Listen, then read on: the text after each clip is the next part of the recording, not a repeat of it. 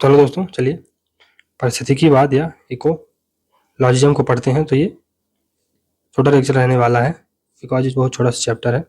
इसको चलिए पढ़ते हैं, इंट्रोडक्शन देखते हैं। तो पारिस्थितिकीवाद एक नई राजनीतिक विचारधारा है जो इस स्थिति पर आधारित है कि गैर मानव दुनिया नैतिक विचार के योग्य है। 1970 से पूर्व ऑक्सफोर्ड अंग्रेज शब्दकोश में पर्यावरणवाद का उपयोग एक ही अर्थ में होता था कि यह समाजशास्त्री सिद्धांत की एक शाखा है जो यह मानती है कि मानवीय संस्कृतियों के मध्य अंतर की व्याख्या करने के लिए भूमि, जलवायु, भोजन सामग्री की आपूर्ति महत्वपूर्ण कारक है। फिर ये पारिस्थितिकी विज्ञान शब्द का प्रयोग सबसे पहले 1870 में जर्मन प्राणीशास्त्री अंस हैकल द्वारा किया गया था। अंस हैकल 1970 के पश्चात पर्यावरणवाद एवं पारिस्थितिकी वैज्ञानिक आंदोलन एक सामाजिक राजनीतिक शक्ति के रूप में उभरने लगे और एक नए प्रकार के पर्यावरणीय राजनीतिक विचारधारा पारिस्थितिकीवाद का उदय हुआ। पर्यावरण को मानवीय जीवन के लिए भी महत्वपूर्ण माना जाता है और जॉन पास मोर के अनुसार मानव के संदर्भ में 3 तरह की पर्यावरणीय व्यवस्था देखी जा सकती है। कौन कौन सी? पहला, प्रत्येक मनुष्य मानवीय समुदाय से संबंधित होता है जो असमान सामाजिक आचरण से बंधे होते हैं। यह सभी समान सामाजिक आचरण मनुष्य के सामाजिक पर्यावरण को निर्मित करते हैं।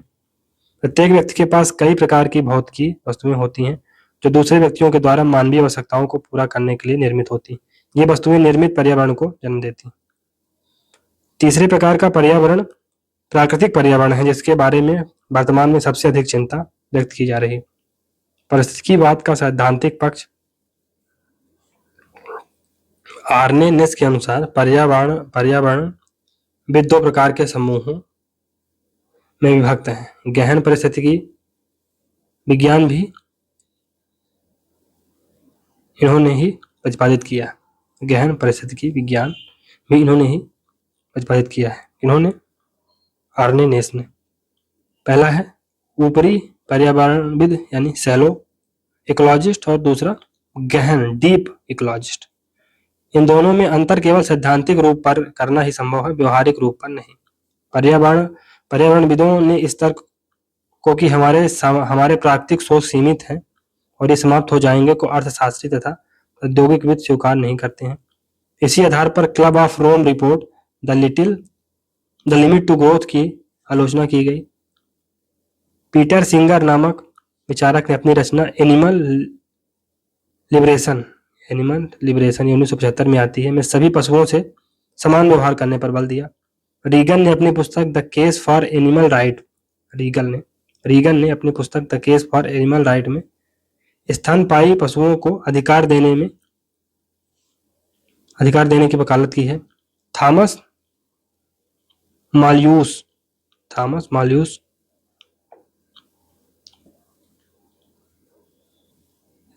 माल्सन है दोस्तों।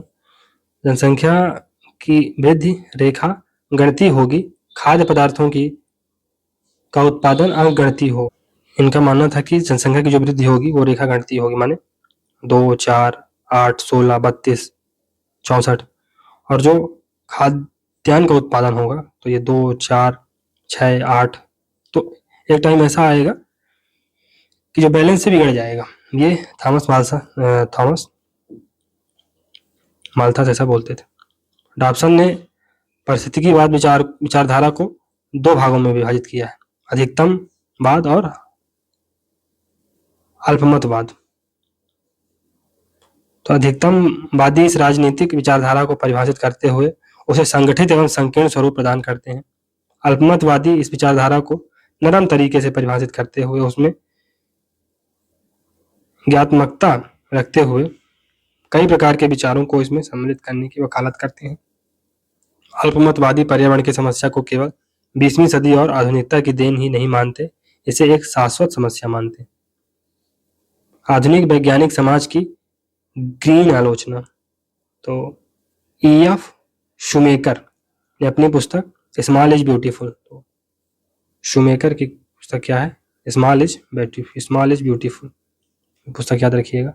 में लिखा कि आधुनिक औद्योगिक व्यवस्था जिस आधार पर टिकी है वह अपने अतिवादी दृष्टिकोण से ही उसे समाप्त कर रही है। ग्रीन विचारधारा विकसित राष्ट्रों द्वारा तेजी से की जा रही पर्यावरण दोहन की भी आलोचना करती है। टेड टर्नर के अनुसार प्रत्येक अमेरिकन एक सामान्य इथोपियन की तुलना में 617 गुना अधिक ऊर्जा प्रतिवर्ष उत्पादन में ले रहा है या उपयोग में ले रहा है। ग्रीन विचारधारा के समर्थकों के अनुसार मनुष्य को अपनी जीवन शैली को मूल्य आधारित बनाना चाहिए। इसके समर्थन में उनके द्वारा महात्मा गांधी के कथन, पृथ्वी के पास इतना है कि वह पूरी मानव जाति की आवश्यकताओं को पूरा कर सके, लेकिन इतना नहीं है कि वह व्यक्ति के लालच को भी पूरा कर सके, का सहारा लेते हैं। तो there is enough for need but not enough for greed. तो ग्रीड के लिए इनफ नहीं है, नीड के लिए इनफ है। पारिस्थितिकी के प्रकार। पर्यावरण का विचार यूरोप में 1970 में, मतलब 1970 के पहले नहीं था पर्यावरण का विचार। उदारवादी चिंतन में व्यक्ति की स्वायत्तता पर बल दिया गया। समाजवादी विचारकों में वर्ग को बल दिया गया। फांसीवादियों का केंद्र राष्ट्र पर था, जबकि नारीवादी लिंग को महत्व देते थे। जबकि गहरी परिस्थितिकी के विचारक हमें समुच्चय परिस्थिति को बचाने की आवश्यकता है। गहरी परिस्थिति के विचार पर हमें समुच्चय परिस्थिति को बचाने की आवश्यकता है। डीप इकोलॉजी, तो ये अर्निनेस ने यह कहा कि प्रकृति को बचाने के लिए मानवीय जीवन शैली में परिवर्तन होना चाहिए, जो मूलतः उपभोक्तावादी है। गहरी परिस्थितिकी के विचार में मानव को एक भाग बताया गया है, श्रेष्ठ भाग नहीं। तो human is a part of ecosystem, not superior. तो मानव सुपीरियर नहीं है, बल्कि वो सिस्टम का एक पार्ट है। गागा हाइपोथेसिस क्या है दोस्तों? गागा हाइपोथेसिस, यह विचार यूनान में प्रचलित था। इसके अनुसार पृथ्वी भौतिक नहीं है, धरती भौतिक नहीं है, यांत्रिक नहीं है, अपितु यह जीवित शरीर की भांति है। इसके अनेक अंगों के बीच महत्वपूर्ण अंतर निर्भरता विद्यमान है। अर्थ इज लिविंग ऑर्गेनिज्म, जो जीवंत कल्पना है। वेदों में प्रकृति जीवंत है, इसलिए इसके बिना मानवीय जीवन की कल्पना नहीं हो सकती। गागा हाइपोथेसिस। फिर इकोसोफी ये क्या है? परिस्थितिकी के समर्थक प्रकृति एवं सृष्टि के ज्ञान के समर्थक हैं, जिनका मानव के साथ सामंजस्यपूर्ण संबंध होना चाहिए। इसलिए भौतिक वस्तुओं के ज्ञान के बजाय व्यक्ति का प्रकृति के प्रति ज्ञान होना चाहिए। पारिस्थितिकी विज्ञान की आलोचना। तो पारिस्थितिकीवाद मुख्यतः प्रति विकास की सीमा के सिद्धांत पर आधारित है। इसके अनुसार सीमित प्राकृतिक संसाधनों के संदर्भ में प्रति विकास असीमित नहीं हो सकता। पारिस्थितिकीवाद अपनी विचारधारा में मानव केंद्रित विकास की अवधारणा की आलोचना करता है और मानता है कि अगर विकास को सतत बनाना है तो वह मानव केंद्रित नहीं होना चाहिए। तो ह्यूमन सेंट्रिक डेवलपमेंट को ये नकारता है। पर्यावरणविदों की पर्यावरण बचाओ आंदोलन के प्रति अति उत्साही वकालत राजनीतिक क्षेत्र में ऐसी राजनीतिक विचारधारा को बढ़ावा देती है जो प्रजातंत्र और स्वतंत्रता में विश्वास नहीं रखते हैं और फांसीवादी एवं सर्वसत्तावादी विचार को प्रोत्साहन देते हैं। निष्कर्ष क्या निकलता है कि 21वीं सदी में पारिस्थितिकीवाद एक परिवर्तित विचारधारा के रूप में सामने आया है और सरकारी नीतियों, जनचेतना और विज्ञान एवं तकनीक के विकास के कारण पारिस्थितिकी विज्ञान की अपील जनसाधारण में कम हुई है। यह माना जाने लगा है कि यह एक अतिवादी विचारधारा है जिसके निष्कर्ष व्यवहारिक नहीं। तो दोस्तों, इकोलॉजिज्म जो पारिस्थितिकीवाद है, ये सर की पुस्तक में बहुत अच्छे से कवर मतलब है, लेकिन थोड़ा सा इसमें थोड़ा सा और मॉडिफिकेशन हो सकता है। इसमें थोड़ा सा मेरी पर्सनल नोट है, इसको देख लेते हैं। तो इकोलॉजिज्म जो है, तो ये इसको कॉइन किसने किया था शब्द को? तो जर्मन जूलॉजिस्ट है अर्नेस्ट हैकल। तो ये तो हमने पढ़ा है कब? 1866 में। शिफ्ट सेकंड में पहुंचा भी गया था। फिर इकोलॉजी ये सब दोस्तों ग्रीक वर्ड का है। ग्रीक वर्ड से डिराइव होता है oikos.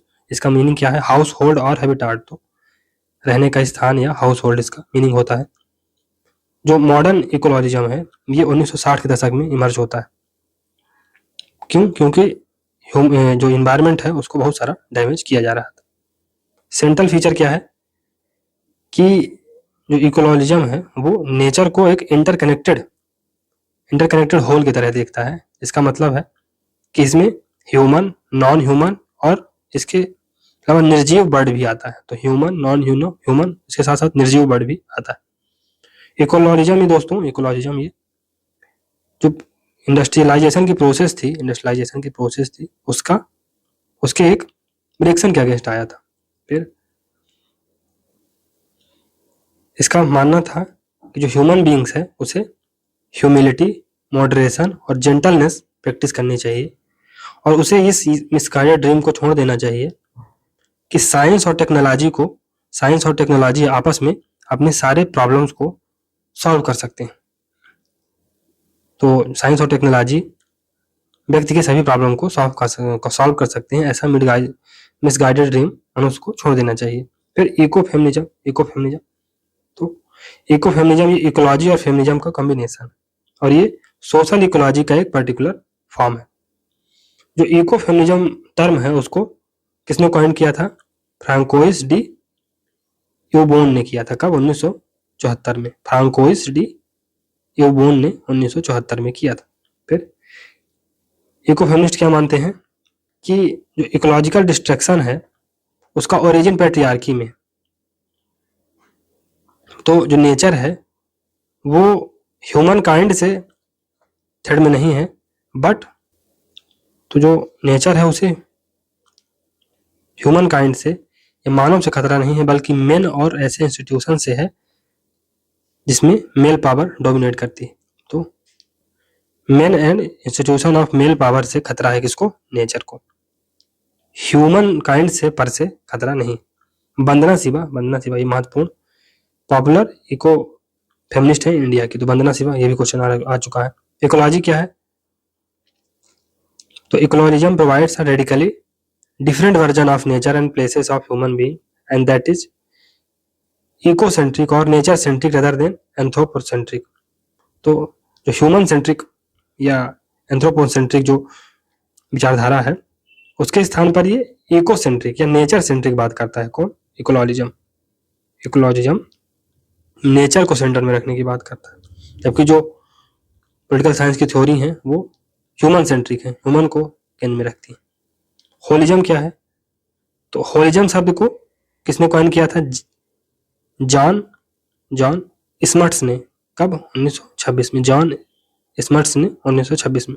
Holism describe the idea that the natural world could only be understood as a whole and not through its individual parts। तो नेचुरल वर्ल्ड है उसको एक होल की तरह, होल मतलब एक पूर्णता में उसको देखा जा सकता है। इंडिविजुअल पार्ट्स, फॉर एग्जाम्पल एक शरीर है तो शरीर को एक पूरे उसके बॉडी की तरफ होल की तरह देखा जाना चाहिए। उसका एक पार्ट हाथ है, एक पैर है, उस हिसाब से उसको नहीं देखा जाना चाहिए। सस्टेनेबिलिटी, तो it held that for living in a planet require an understanding of the ecological process that sustain life. Policies and action must therefore be judged by the principle of sustainability to maintain its health and continue in existence. तो sustainability की बात करता है, सत्ता की बात करता है कुल मिला के। इसका मतलब ये environmental ethics, तो it involves applying moral standard in relation to human being to other species and organism, for example animal right। तो जब humans दूसरे जंतुओं या दूसरे human beings के है ना दूसरे स्पेसीज और ऑर्गेनिज्म के साथ इंटरेक्शन करता है तो उसे मोरल स्टैंडर्ड को अप्लाई करना चाहिए। ये फॉर एग्जाम्पल एनिमल राइट्स की बात ये करता है। It upholds the integrity, sustainability and beauty of biotic community. Self-actualization, it is an alternative philosophy to a rejection of human self-interestedness and material greed। तो ये अल्टरनेटिव फिलॉसफी है जो कि ह्यूमन के सेल्फ इंटरेस्टेडनेस को और मटेरियल जो ग्रीड है उसको रिजेक्ट करता है। It is based upon the Abraham Maslow's hierarchy of needs which places the need of esteem and self-actualization एवं मटेरियल एंड इकोनॉमिक ग्रोथ। तो जो सेल्फ एक्चुअलाइजेशन है वो अब्राहम मास्लो की हायरार्की ऑफ नीड्स थ्योरी पर based है, जो कि एस्टीम को और सेल्फ एक्चुअलाइजेशन को मटेरियल या इकोनॉमिक नीड से ऊपर रखता है। डीप इकोलॉजी, तो it reject the belief that human species are superior than nature and held that purpose of human life is to help sustain nature. तो ये इस विचार का खंडन करता है कि जो ह्यूमन स्पेसीज है वो नेचर से सुपीरियर है, और ये क्या कहता है, जो ह्यूमन लाइफ का पर्पज है वो नेचर को सस्टेन करने का है। सैलो इकोलॉजिज्म, तो it accepts the lessons of ecology but at the same time also harnesses them to human needs and needs. तो जो सैलो इकोलॉजिज्म है वो इकोलॉजी के जो लेसन्स हैं कि हमें सस्टेनेबिलिटी के साथ रहना चाहिए, है ना, हमें अपव्ययता से बचना चाहिए, और जो है तो है ना, जो हम जब हम दूसरे स्पेसीज और ऑर्गेनिज्म से डील करते हैं तो हमें ह्यूमन वैल्यूज के साथ डील करना चाहिए, है ना। तो ये इस चीज को एक्सेप्ट करता है, लेसन्स ऑफ इकोलॉजी को एक्सेप्ट करता है, लेकिन एट द सेम टाइम ये नेचर को हार्नेस करने की भी बात करता है, इकोलॉजी को हार्नेस करने की भी बात करता है ह्यूमन की नीड्स और उसके एंड्स के लिए। अब कुछ मेजर एक्सपोनेंट हैं उनको देख लेते हैं। तो अर्नेस्ट शुमेकर हैं, तो ये दोस्तों ही champion the cause of human scale production, तो ह्यूमन स्केल प्रोडक्शन की ये बात करते हैं और एक इकोलॉजिकल फिलॉसफी डेवलप करने में मदद करते हैं। इनका जो महत्वपूर्ण ये बुक कह लीजिए, इनका स्टेटमेंट है कि स्मॉल इज ब्यूटीफुल, इसमें हम लोगों ने सर की बुक में भी पढ़ा था। जेम्स लवलॉक, तो जो गागा हाइपोथेसिस है वो इन्हीं के नाम से, मतलब जेम्स लवलॉक को गागा हाइपोथेसिस के लिए जाना जाता है, ये महत्वपूर्ण है जेम्स लवलॉक को। Which portrays the earth biosphere as a complex self regulating living being called Gaia. तो गागा हाइपोथेसिस में जेम्स लवलॉक अर्थ के बायोस्फीयर को एक कॉम्प्लेक्स सेल्फ रेगुलेटिंग और लिविंग ऑर्गेनिज्म की भांति मानते हैं, जिसे वो गागा का नाम देते हैं, गागा। फिर गागा इनकी प्रमुख रचना है द एजेस ऑफ गागा, तो जेम्स लवलॉक गागा, गागा याद रखिएगा। फिर मुर्रे बुकचिन, तो मुर्रे बुकचिन ही is the leading exponent of social ecology, तो मुर्रे बुकचिन ये सोशल इकोलॉजी की बात करते हैं ना। पोस्ट स्कैरसिटी एनार्किज्म 1971 में लिखते हैं, post scarcity anarchism. Ecology of freedom ये 1982 में आती है, इकोलॉजी ऑफ फ्रीडम। और रीमेकिंग सोसाइटी 1989 में आती है, remaking society. Rachel Carson, critic of damage done to wildlife and human bird by increased use of pesticide and other agriculture chemicals, तो ये जो वाइल्ड लाइफ और ह्यूमन बर्ड को damage किया जा रहा है उसकी आलोचना करते हैं, किसके कारण, जो कि इंक्रीज है ना, जो पेस्टिसाइड का यूज बढ़ा है और अदर एग्रीकल्चरल जो केमिकल्स बढ़े हैं उनके कारण जो वाइल्ड लाइफ और ह्यूमन बर्ड का डैमेज हुआ है उसकी ये आलोचना करते हैं। द साइलेंट स्प्रिंग इनकी महत्वपूर्ण पुस्तक है, साइलेंट स्प्रिंग 1962 में आती है। कैरोलिन मर्चेंट, तो she has highlighted link between gender oppression and the death of nature, तो जेंडर ऑपरेशन और डेथ ऑफ नेचर के बीच लिंक है, ऐसा कौन कहती हैं, कैरोलिन मर्चेंट बोलती हैं।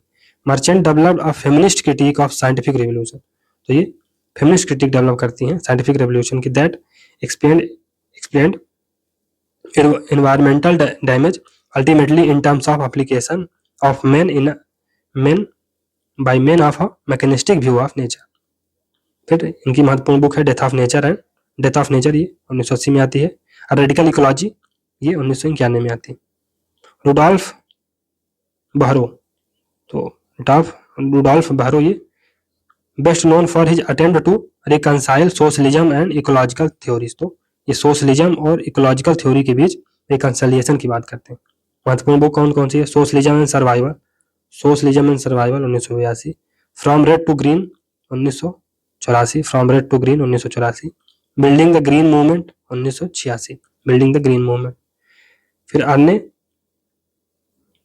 नेस, तो ये नॉर्वेजियन फिलोसफर है, अर्ने नेस ने 1973 में पहले ऐसे व्यक्ति थे जिन्होंने डीप इकोलॉजी और सैलो इकोलॉजी और ह्यूमनिस्ट इकोलॉजी के बीच को में अंतर बताया, तो ये महत्वपूर्ण है।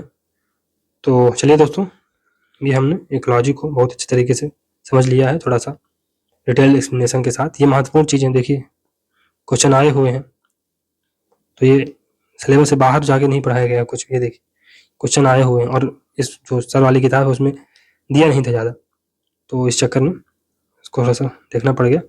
बाकी मैंने सोचा है कि इस तरह से सभी जो नोट्स हैं मेरे उसमें महत्वपूर्ण बुक्स और कुछ जो इम्पोर्टेंट और ज़्यादा कॉन्सेप्ट हैं उनको कवर करने का प्रयास करेंगे।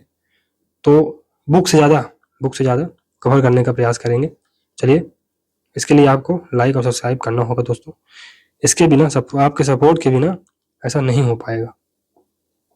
तो चलिए मिलते हैं अगली सीरीज में, तब तक के लिए goodbye and thank you very much for discussion.